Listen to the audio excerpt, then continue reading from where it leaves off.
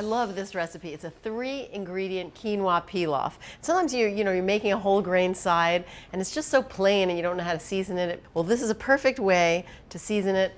And you can change up the grain, but here I'm using quinoa, so that's one of my ingredients. The other is scallion. So I'm going to use part of this, the scallion, the dark green part after as a garnish, and the light green part as kind of like an onion, you'll see. And then my third ingredient is some toasted almonds. And I get salt and pepper and oil-free in my 3-ingredient recipes. So there you have it. It's simple and it's incredibly flavorful.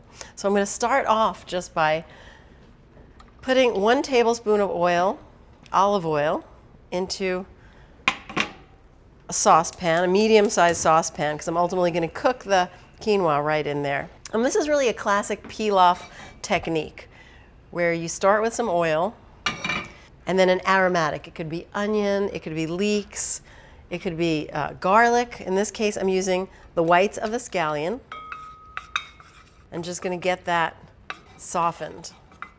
So I love quinoa. Quinoa is a whole grain, but while it's eaten as a grain, it's actually botanically a seed. It's really rich in protein. It comes from South America. It comes in different colors too, which is really nice. And it cooks up just like rice.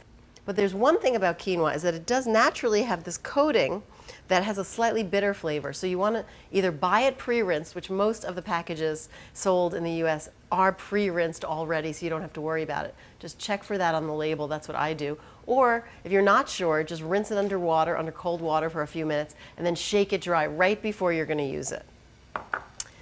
So these scallions are nicely softened. And I'm just going to pour the quinoa in. This is 1 cup of quinoa. And in this pilaf technique, this is what you do. You coat the grain with the oil and get it toasting a little. Really just for about 1 minute here. And this just kind of amps up the flavor of the grain.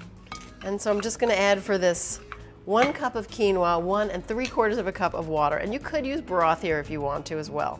But you don't have to. It has a lot of flavor like this. So just like rice, you bring that to a boil, then you reduce the heat to low, and you cook until it's tender. It takes about 12 to 15 minutes.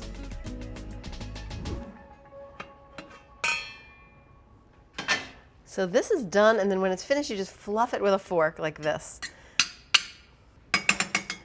I can smell that aromatic scallion. And now I'm going to put in the scallion greens, some salt and pepper, and the almonds, which I've toasted up.